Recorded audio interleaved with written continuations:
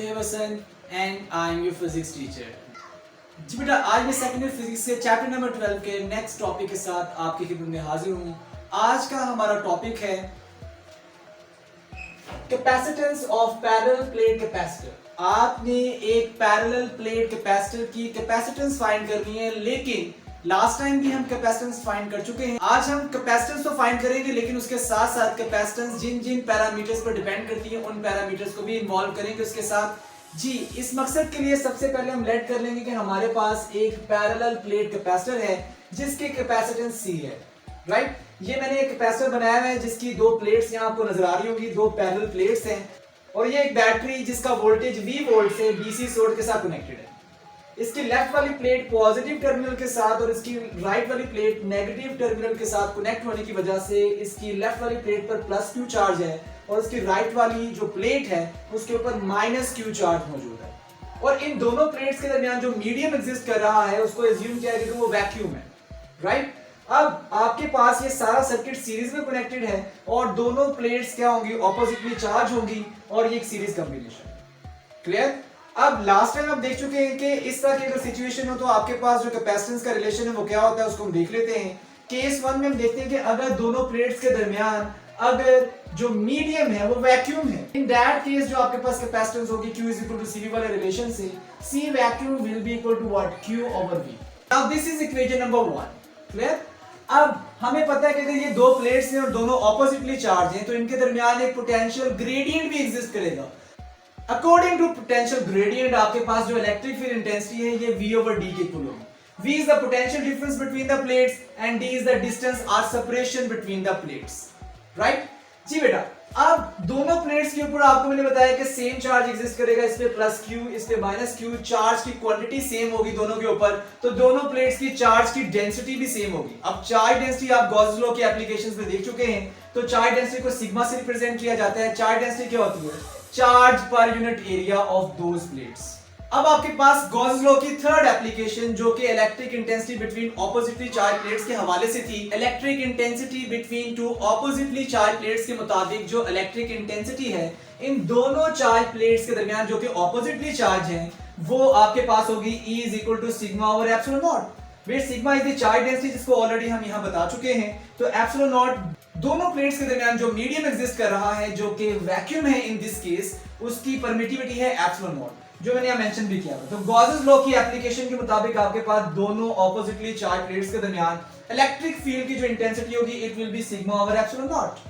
अगर मैं equation number 3 का यहाँ इस्तेमाल करूं, सिग्मा की वैल्यू यहाँ पुट कर दूं, तो मेरे पास जो इलेक्ट्रिक इंटेंसिटी का रिलेशन बन जाएगा it will be equal to Q over A epsilon not. Sigma की जगह मैंने Q ओवर A पुट किया, जिसकी वजह से मेरे पास इलेक्ट्रिक इंटेंसिटी का नया रिलेशन आया Q over A into epsilon not. This is equation number 5। जी बेटा, यहां तक मेरे पास इलेक्ट्रिक फील्ड इंटेंसिटी की एक नई वैल्यू आ चुकी है। अगर मैं इस इक्वेशन नंबर 5 को इस इक्वेशन नंबर 2 की इलेक्ट्रिक फील्ड इंटेंसिटी के रिलेशन के साथ रिलेट करूं या दोनों को कंपेयर करूं तो मेरे पास जो नया रिलेशन बनेगा उसको हम देख लेते हैं। तो बेटा, इक्वेशन नंबर 2 और इक्वेशन नंबर 5 को कंपेयर करने के बाद ये this is equation number 2 and this is equation number 5। अगर मैं दोनों को कंपेयर करूं तो मेरे पास दोनों वैल्यूज इलेक्ट्रिक इंटेंसिटी को रिप्रेजेंट कर रही है। अगर मैं दोनों वैल्यूज को कंपेयर करूं तो मेरे पास जो नया रिलेशन अकर होगा it will be Q over A epsilon not, जो कि इस इलेक्ट्रिक फील्ड इंटेंसिटी के इक्वल है, और ये किसके इक्वल है, V ओवर D। तो V over D Q over A epsilon not दोनों आपस में इक्वल हो जाएंगे। अब मेरा मकसद क्या है, मेरा मकसद है इस कैपेसिटेंस को फाइंड करना। अगर मुझे इस कैपेसिटेंस को निकालना है तो मुझे Q ओवर V वाली फॉर्म चाहिए। तो अगर मैं इस रिलेशन में देखूं तो मुझे Q ओवर V वाली फॉर्म बनती हुई नजर आ रही है। वो कैसे बनेगी, ये आपके पास Q मौजूद है, ये आपके पास पोटेंशियल डिफरेंस मौजूद है। अगर मैं यहां से इसको यहां और इसको यहां ले जाऊं, यानी कि क्रॉस मल्टीप्लाई कर दूं, तो मेरे पास A एप्सिलॉन नॉट यहां ऊपर आ जाएगा, V Q के डिनोमिनेटर में चला जाएगा। तो Q over V will be equal to what, A epsilon not over D। D is the separation between the plates, A is the area of those plates and epsilon naught is the permittivity of vacuum, right? तो इस relation के मुताबिक Q over V को अगर मैं compare करूं equation number 1 के साथ, तो इक्वेशन नंबर 1 के मुताबिक मेरे पास Q ओवर V रिप्लेस किया जा सकता है C वैक्यूम के साथ। तो मेरे पास C वैक्यूम किसके इक्वल आया, A epsilon not over D। Now this is equation number 6। जी बेटा, ये तो था वो केस जिसमें कैपेसिटर की दोनों प्लेट्स के दरमियान जो मीडियम एग्जिस्ट कर रहा था वो वैक्यूम था, यानी कि कुछ भी नहीं था उन दोनों प्लेट्स के दरमियान, वैक्यूम था, कोई एयर, कोई किसी किस्म की गैस मौजूद नहीं थी। अब अगर दोनों प्लेट्स के दरमियान कोई मीडियम एग्जिस्ट कर रहा हो, कोई ऐसा मीडियम जो कि एक इंसुलेटिंग मटेरियल का होगा, उस इंसुलेटिंग मीडियम की वजह से इन दोनों प्लेट्स के दरमियान पाई जाने वाली जो परमिटिविटी थी वो चेंज हो जाएगी। अब अगर वो परमिटिविटी चेंज हो जाए तो उसको हम देख लेते हैं इस डायग्राम के अंदर। इस डायग्राम में देखिए ये दो प्लेट्स हैं आपके पास, इन दोनों प्लेट्स के दरमियान ये रेड कलर का मैंने एक मीडियम शो किया हुआ जो कि एक इंसुलेटिंग मटेरियल है, और इसकी वजह से इन दोनों प्लेट्स के दरमियान पाई जाने वाली जो परमिटिविटी है वो चेंज हो जाएगी। किसके मुताबिक? इस मीडियम के मुताबिक। इस मीडियम की फिर रिलेटिव परमिटिविटी क्या होगी? Epsilon R. ये हम पहले भी डिस्कस कर चुके हैं कि अगर कोई मीडियम एग्जिस्ट कर रहा हो तो उसकी परमिटिविटी को वैक्यूम की परमिटिविटी के साथ रिलेट करके निकाला जाता है, दैट इज रिलेटिव परमिटिविटी। अब इस मीडियम के दरमियान में आ जाने की वजह से जो आपके पास कैपेसिटेंस बन जाएगी, it will be equal to C medium.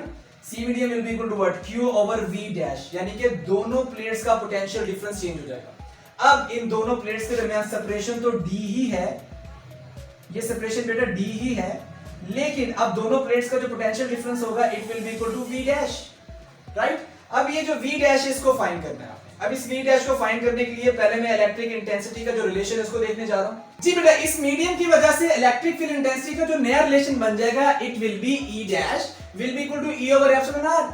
अब ये E क्या है? ये इलेक्ट्रिक इंटेंसिटी है, किस केस के अंदर? वैक्यूम के केस के अंदर। तो वैक्यूम के केस के अंदर आप इलेक्ट्रिक इंटेंसिटी निकाल चुके हैं इक्वेशन नंबर 5 में, and this electric field intensity is equal to Q over A epsilon not. अगर इक्वेशन नंबर 5 में से ये वैल्यू उठाकर अगर मैं इस इक्वेशन E में पुट करूं तो E की वैल्यू यहां रिप्लेस करने से मेरे पास E बार या E dash will be equal to what? Q over A epsilon not epsilon R। अगर मैं इसकी वैल्यू यहां रिप्लेस कर दूं तो यहां से मुझे E बार की वैल्यू मिल गई या E डैश की वैल्यू मिल गई, तो यहां से मैं V डैश की वैल्यू भी निकाल सकता हूं। किसके मुताबिक? पोटेंशियल ग्रेडियंट के रूल के मुताबिक। पोटेंशियल ग्रेडियंट के मुताबिक मेरे पास V dash will be equal to E dash into D। अगर इस रिलेशन से मैं यहाँ E डैश की वैल्यू रिप्लेस करूं तो मेरे पास जो नया रिलेशन बन जाएगा it will be Q over A epsilon not epsilon R, जो कि E डैश की वैल्यू है, और ये D साथ मल्टीप्लाई हो तो QD over A epsilon not epsilon R आपके पास V डैश का नया रिलेशन आ जाएगा। अगर इस V डैश को मैं, ये जो मैंने यहाँ रिलेशन लिखा हुआ C मीडियम का, यहाँ रिप्लेस करूं, V डैश की वैल्यू अगर मैं यहाँ पुट कर दूं तो मेरे पास C मीडियम की वैल्यू आ जाएगी किसके मुताबिक?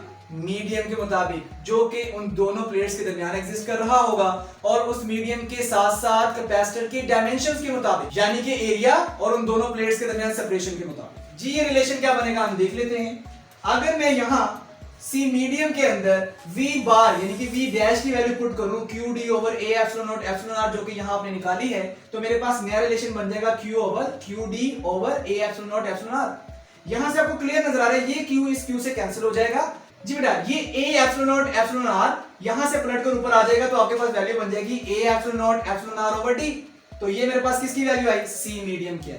ये कैपेसिटेंस आ गई कैपेसिटर की इन केस ऑफ मीडियम, जो मेरे पास, अगर मैं थोड़ा सा गौर करूं, A epsilon not epsilon D को अगर मैं अलग कर लूं और एप्सिलॉन R को मैं अलग कर लूं, तो ये जो A epsilon not over D आपके पास बन रहा है, ये आपके पास कैपेसिटेंस आ रही है उस कैपेसिटर की जब उसके दरमियान जो मीडियम है वो वैक्यूम है।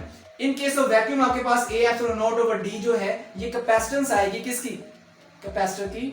इन केस ऑफ वैक्यूम, तो वैक्यूम के केस में अगर ये कैपेसिटेंस, तो इसको मैं लिख सकता हूं C vacuum into epsilon R। तो यहां से अगर मैं एप्सिलॉन R जो कि डाइलेक्ट्रिक कांस्टेंट है इसको निकालना चाहता हूं, तो C वैक्यूम यहां लाके C मीडियम के नीचे में डिवाइड कर दूंगा, तो epsilon R will be equal to what? C medium over C vacuum. तो यहां से मैं डाइलेक्ट्रिक कांस्टेंट की या रिलेटिव परमिटिविटी की डेफिनेशन कर सकता हूं कि ये रेशियो है capacitance in case of medium to the capacitance of capacitor in case of vacuum, और ये दो कैपेसिटेंसेस की रेशियो है। अगर ये दो कैपेसिटेंसेस की रेशियो के दोनों के यूनिट सेम होंगे तो वो कट जाएंगे, इसका मतलब डाइलेक्ट्रिक कांस्टेंट एक यूनिटलेस क्वांटिटी है। तो ये इसलिए मैंने यहां मेंशन किया हुआ है कि इट इज यूनिटलेस। तो यहां मुझे डाइलेक्ट्रिक कांस्टेंट की डेफिनेशन पता चल गई, जिसको हम रिलेटिव परमिटिविटी भी कह सकते हैं। जी बेटा, ये तो था आज का हमारा टॉपिक। इसके साथ ही आज का हमारा टॉपिक खत्म होता है। आपसे गुजारिश है कि चैनल को सब्सक्राइब कीजिए, बेल आइकन पर क्लिक कीजिए ताकि नेक्स्ट आने वाले लेक्चर्स की वीडियोस आपको मिलती रहे। मैं बहुत जल्द नेक्स्ट वीडियो के साथ आपकी खिदमत में हाजिर होऊंगा। तब तक के लिए मुझे इजाजत दीजिए। अपना बहुत सारा ख्याल रखिएगा। अल्लाह हाफिज।